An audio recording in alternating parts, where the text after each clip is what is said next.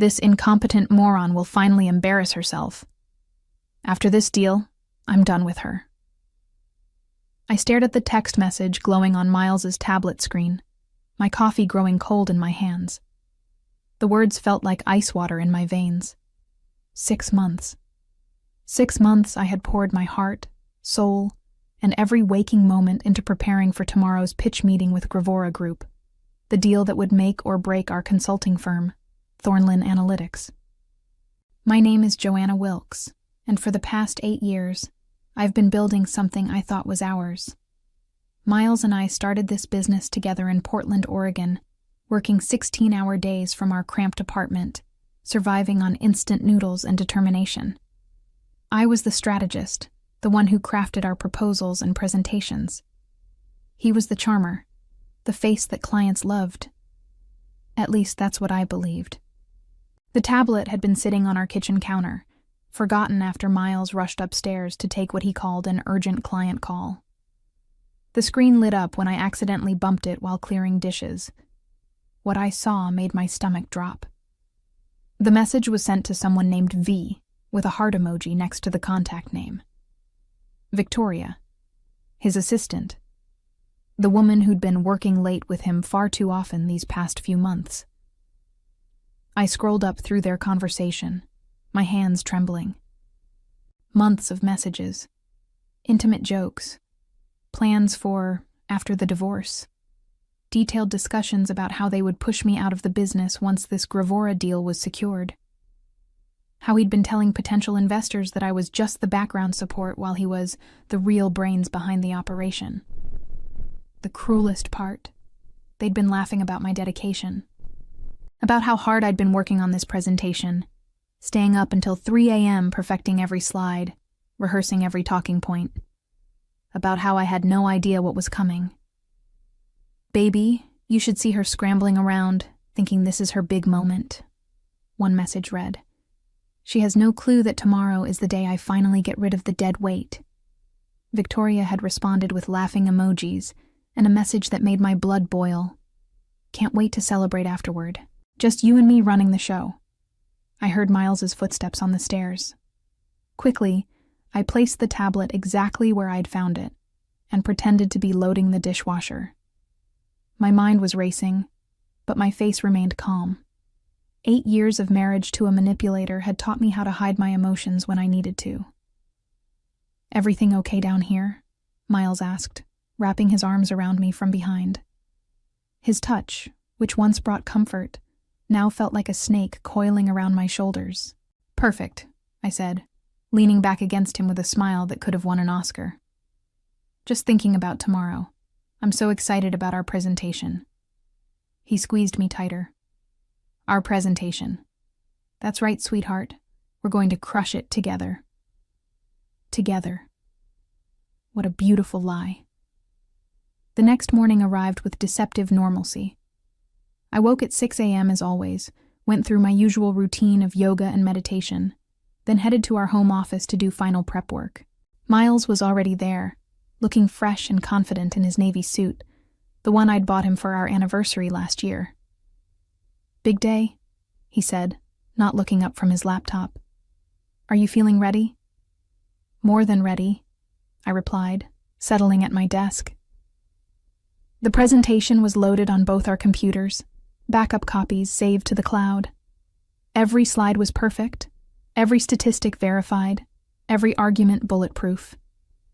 I'd spent the last 6 months researching Gravora Group's pain points, their competition, their growth projections. This wasn't just a pitch. It was a surgical strike designed to address every concern they might have. What Miles didn't know was that I'd also spent the early morning hours making some additional preparations. A quick call to my divorce attorney, Rebecca Hayes, whom I'd worked with on several client cases. A discreet email to our accountant requesting copies of all business financial records. And most importantly, setting up a recording app on my phone. "I'll make us some coffee," Miles announced around 9 a.m. The meeting was scheduled for 10:30 a.m. via video conference. Gravora Group's leadership team would be joining from their headquarters in Seattle, along with their legal counsel and 3 potential investors. I watched him move around our kitchen with the same easy confidence he'd always had. He was handsome. I'd give him that. Dark hair with just enough gray at the temples to look distinguished, green eyes that could charm anyone, a smile that had convinced me to trust him with my heart and my future. But this morning, I saw him differently. The way he hummed while he worked. Was he actually happy about what he was planning to do to me? He returned with 2 matching black mugs, his and hers coffee cups we'd bought during our honeymoon in Italy. The irony wasn't lost on me. "Here you go, honey," he said, setting my mug down with extra care. "Drink up. You'll need the energy." The coffee looked and smelled normal, dark roast, just how I liked it. But his smile was too sweet, too deliberate. I took a small sip and watched his face. Was that satisfaction I saw flash across his features? "Thank you," I said warmly. "You always take such good care of me." His phone buzzed. Victoria, no doubt. "I need to use the bathroom quickly before we start," he said, already moving toward the hallway. "Can you pull up the presentation? I want everything ready to go." The moment he disappeared, I sprang into action. I switched our mugs with practiced efficiency, placing his in front of my computer and mine in front of his. Then I settled back into my chair, pulled up the presentation, and waited. When he returned, he sat down without glancing at the mug, took a generous sip of what he thought was his untainted coffee, and smiled at me with perfect, oblivious satisfaction. The meeting was about to begin, and so was his downfall. At exactly 10:30 a.m., our computer screen filled with faces. Harrison Webb, Gravora Group's CEO, appeared in the main window, a distinguished man in his 60s with sharp eyes that missed nothing. Beside him sat Jennifer Coleman, their chief operating officer, and Thomas Rivera, their head of business development. 3 additional windows showed the potential investors Miles had been courting for months. "Good morning, everyone," Harrison said, his voice clear through our speakers. "We're excited to hear what Thornlin Analytics has prepared for us today." Miles straightened in his chair, his confident smile firmly in place. "Thank you for this opportunity, Harrison. Joanna and I have been working tirelessly to create something we believe will transform your operational efficiency." I noticed he emphasized Joanna and I, making sure to position himself as the leader. But as he reached for his coffee mug to take another sip, I caught something else, a slight tremor in his hand. "Interesting. Before we begin," I interjected smoothly, "I want to acknowledge what an honor this is. Gravora Group's reputation for innovation precedes you, and we're thrilled to potentially partner with an organization that shares our commitment to excellence." The investors nodded approvingly. This was exactly the kind of respect and professionalism they expected. Miles shot me a quick glance. Was that irritation? Or was the substance he'd intended for me already beginning to affect him? "Shall we dive in?" Miles asked, clicking to the first slide. "Our analysis indicates—" He paused, blinking hard. "Our analysis indicates that Gravora Group faces 3 primary challenges in the current market landscape." His voice was still strong, but I noticed he was speaking more slowly than usual. Harrison leaned forward slightly, his attention fully focused. These were sharp business people. They'd notice any sign of weakness or unprofessionalism. "The first challenge," Miles continued, "is operational redundancy across your regional offices. Our research shows—" Another pause. He rubbed his temple with his free hand while reaching for his coffee with the other. "Shows that you could achieve 18% greater efficiency through streamlined processes."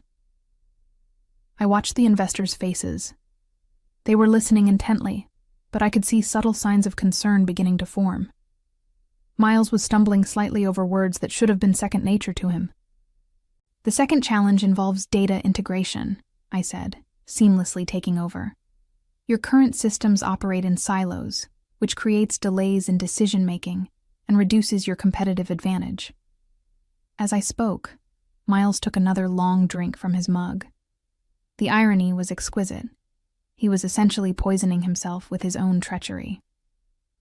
But I kept my expression neutral, professional. This had to look natural. Miles, would you like to elaborate on the technical aspects? I asked sweetly. He blinked several times, clearly trying to focus. Yes, absolutely. The technical aspects they're quite complex, but essentially... His words were beginning to slur almost imperceptibly. Harrison's eyebrows rose slightly. In the business world, this kind of unprofessional behavior during a critical presentation was career suicide. And Miles was about to make it much, much worse. Miles? Jennifer Coleman's voice cut through the silence as my husband stared blankly at the screen, his mouth slightly open. 20 minutes had passed since the meeting began, and what had started as subtle confusion was now becoming impossible to ignore.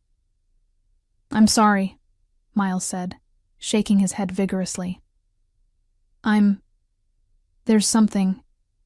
He reached for his coffee again, taking another gulp as if it might clear his head. The substance, whatever it was working exactly as he'd planned it to work on me. The data integration challenges are significant. That was when Harrison Webb's expression shifted from polite attention to genuine concern. Mr. Wilkes, are you feeling all right? Perhaps we should reschedule if you're not well. I saw my opening. Harrison, if I may, I said, my voice calm and professional.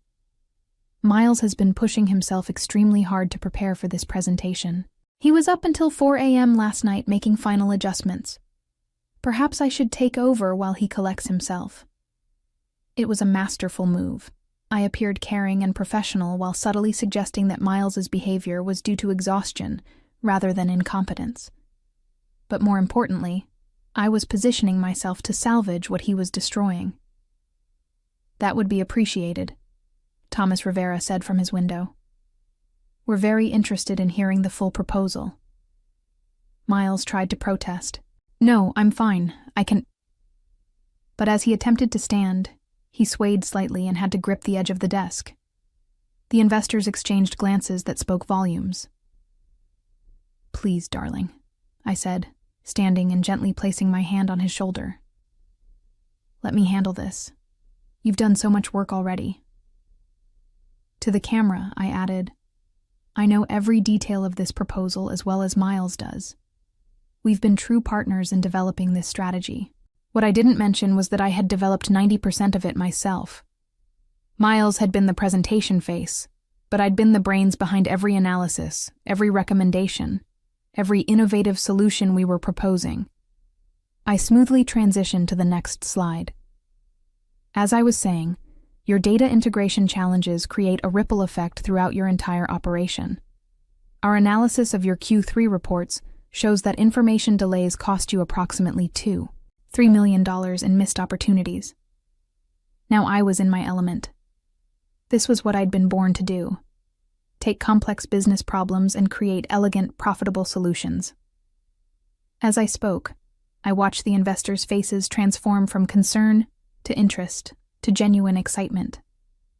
Furthermore, I continued, clicking to a detailed chart I'd spent weeks perfecting, our proposed implementation timeline would have you seeing measurable results within 90 days, with full optimization achieved in 6 months. Harrison leaned back in his chair, clearly impressed. These metrics are quite ambitious, Mrs. Wilkes. How confident are you in these projections? Completely confident, I replied, without hesitation. We've modeled these scenarios using data from 3 comparable companies, and in each case, our methods exceeded projected outcomes. Behind me, Miles was trying desperately to regain his composure. He'd managed to sit back down, but his face was pale, and he was blinking repeatedly as if trying to clear his vision. The substance he'd intended to humiliate me with was systematically destroying his credibility instead. This is impressive work, Jennifer Coleman said. The depth of analysis is exactly what we'd hoped to see. Thank you, I said, genuinely pleased. This project represents months of research and strategic thinking. We understand that you have multiple consulting firms competing for this contract, which is why we've gone far beyond surface-level recommendations. As I spoke, I noticed one of the investors, Margaret Torres from Calden Moore Partners, taking notes furiously. That was always a good sign. In my peripheral vision, I could see Miles fumbling with his coffee mug again, clearly confused about why he was feeling worse instead of better. The beautiful irony wasn't lost on me.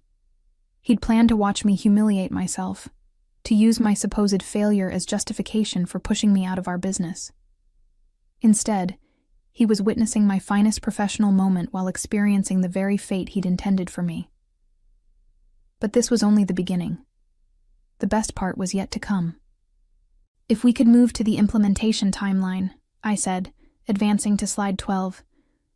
You'll see that we've broken the project into 3 distinct phases, each with measurable milestones and success metrics.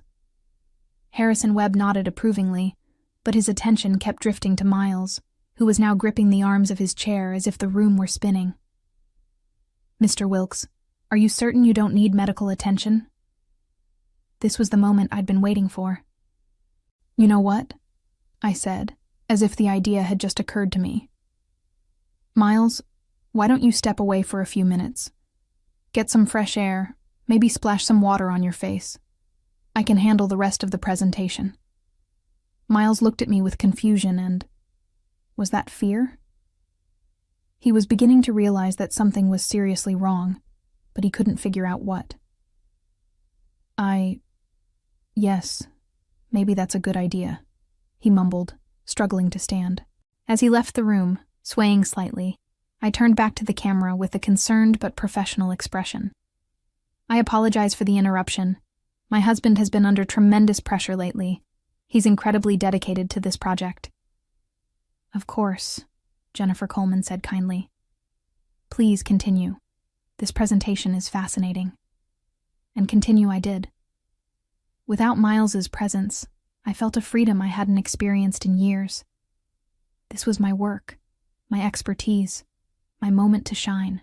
I moved through the remaining slides with precision and passion, addressing every question with detailed knowledge that clearly impressed our audience. Your competitive analysis is particularly thorough, Thomas Rivera commented. How did you obtain such detailed insights into Gravora Group's market position? 3 months of deep research, I replied honestly. I personally interviewed 15 industry experts, analyzed 5 years of market data, and conducted focus groups with your target demographic. This isn't theoretical. It's based on real-world intelligence. I could see the excitement building in their faces. These were business people who appreciated thoroughness, and I'd given them exactly what they were looking for. My phone, which I'd set to record at the beginning of the meeting, was capturing everything. Not just the presentation, but also Miles's gradual deterioration and my seamless takeover, evidence that would be crucial for what came next. Mrs. Wilkes, Harrison said as I approached the final slides. This level of preparation is exceptional. How long have you been developing these strategies? I've been working on variations of this approach for over 2 years, I said. When we learned about the opportunity to work with Gravora Group, I adapted and refined these concepts specifically for your needs. What I didn't mention was that Miles had contributed virtually nothing to the strategic development. He'd been focused on schmoozing potential clients at expensive dinners, while I'd been doing the actual work of building our business. The financial projections are compelling, Margaret Torres interjected, but implementation is where most consulting projects fail. How do you ensure successful execution? I smiled. This was where I truly shined. Accountability is built into every phase. Weekly progress reports, monthly milestone reviews, and quarterly strategic assessments. Plus, I personally oversee every major implementation step. You personally? Harrison asked. Absolutely. This isn't a project we hand off to junior staff. When you work with Thornlin Analytics, you get our senior-level expertise throughout the entire process.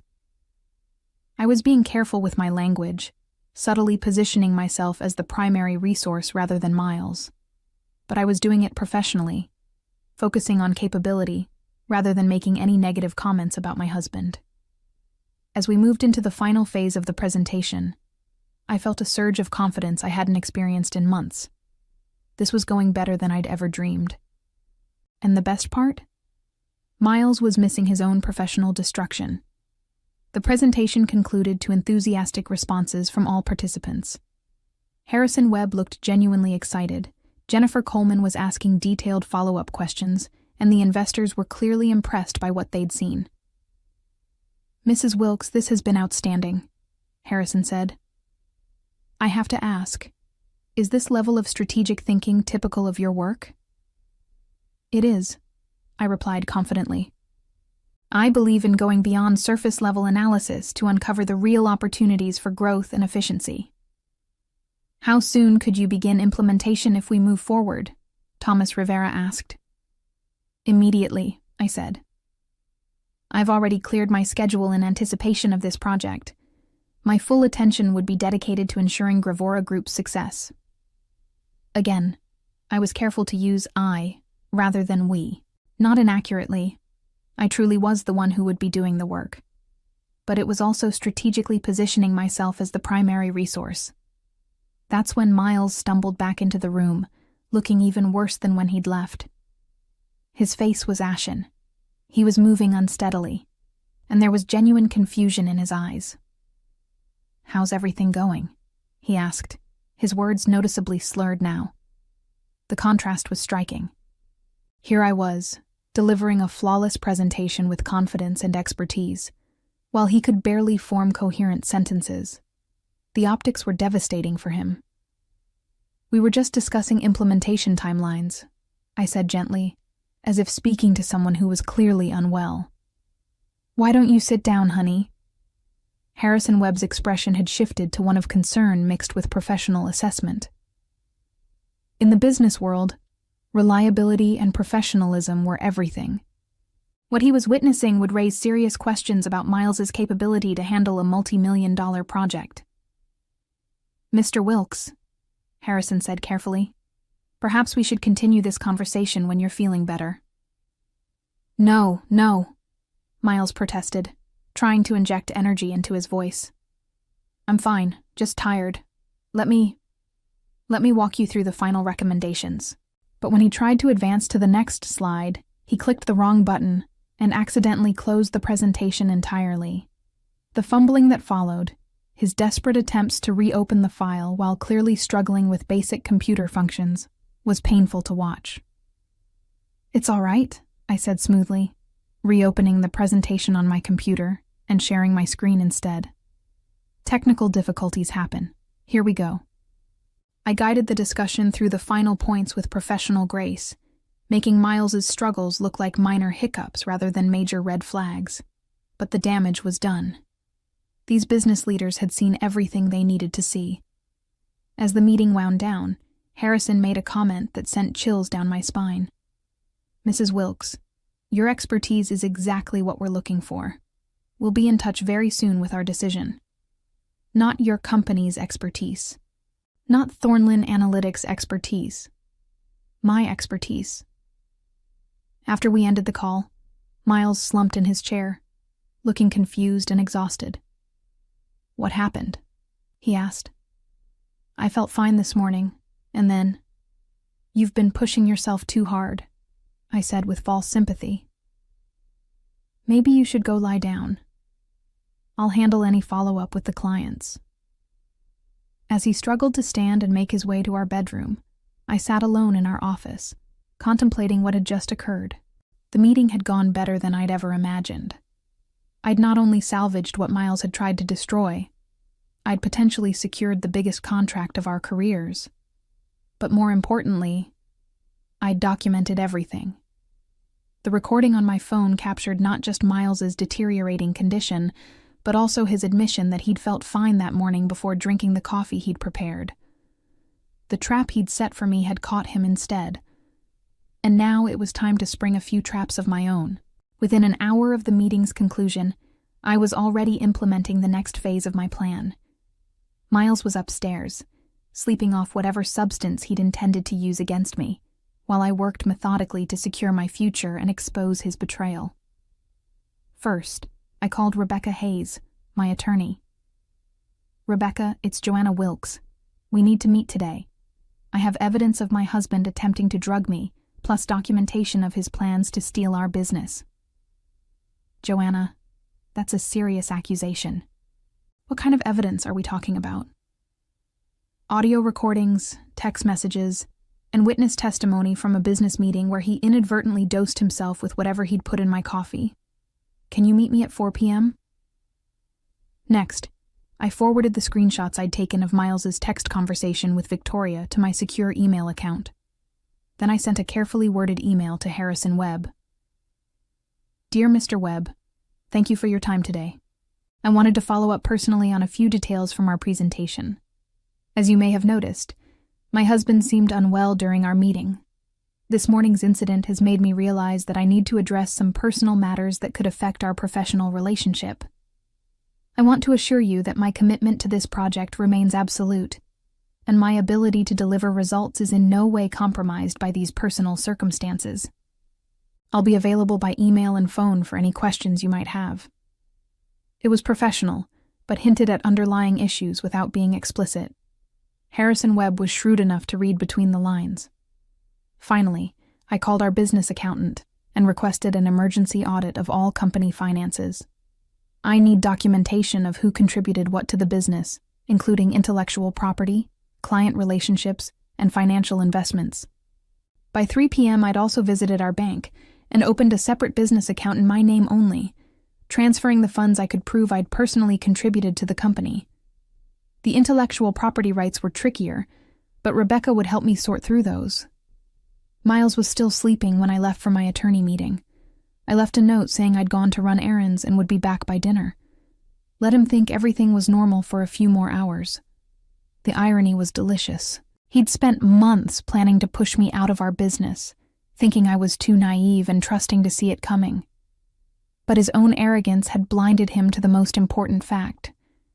I'd built this company. I was the strategist, the researcher, the one who created the solutions our clients paid for. He'd just been the pretty face delivering my work. Now he was about to learn exactly what happened when you underestimated the woman who'd made your success possible. At 6 p.m., I returned home to find Miles awake, but still groggy, sitting at our kitchen table with a cup of tea. The irony of him drinking something I'd prepared wasn't lost on me, though this time it was just harmless chamomile. "Feeling better?" I asked, setting down my purse and affecting a concerned tone. "I don't understand what happened," he said, rubbing his temples. "I felt fine this morning, then suddenly I could barely think straight during the meeting. I probably ruined everything." "Don't worry about it," I said soothingly. "I managed to salvage the presentation. Actually, Harrison Webb seemed quite impressed with our work." Miles looked up sharply. "Our work?" "Well, the strategic analysis we developed together," I said carefully. "Though I did most of the talking after you started feeling unwell." I watched his face as the implications sank in. If I'd successfully completed the presentation, then his plan to watch me fail had backfired completely. But he couldn't figure out how or why he'd been the one to fall apart instead. "Did they say anything about moving forward?" he asked. "Harrison said they'd be in touch soon with their decision. I think we have a real chance." What I didn't mention was the email I'd received from Harrison just an hour earlier. "Joanna, after today's presentation, I'm confident that you're exactly what Gravora Group needs. Let's schedule a call tomorrow to discuss terms. I was impressed not only by your strategic thinking but also by your professionalism under difficult circumstances. The contract was mine. The business was mine. And tomorrow, Miles would learn exactly how thoroughly his life was about to change." As we sat there sharing dinner, him still confused about his mysterious illness, and me quietly planning his downfall, I reflected on how poetic justice could be. He'd tried to drug me into professional humiliation. Instead, he'd drugged himself into obsolescence. The revenge was just beginning, but already, it was more satisfying than I'd ever imagined. 6 months later, I sat in my new office overlooking downtown Portland, reviewing the latest quarterly reports from the Gravora Group project. The results exceeded even my optimistic projections. We'd achieved a 22% efficiency increase and saved them $3.8 million in the first phase alone. The divorce had been swift and decisive. Rebecca Hayes had presented such compelling evidence of Miles's attempted sabotage and planned theft that his attorney had advised him to settle quickly. I'd retained full ownership of Thornland Analytics, along with our client list and all intellectual property I could prove I'd developed. Miles had tried to contest the settlement, claiming he'd been drugged without his knowledge. But when the toxicology report revealed traces of a mild sedative, something easily obtainable but requiring premeditation to use, combined with his text messages plotting to remove me from the business, his credibility had crumbled entirely. Victoria had been terminated from her position the same week I'd forwarded her inappropriate communications with my husband to her professional licensing board. The consulting industry in Portland was smaller than most people realized. Her reputation was effectively finished. I'd expanded the business by 40%, hired 3 brilliant analysts, and secured 2 additional major contracts based solely on the success of the Gravora project.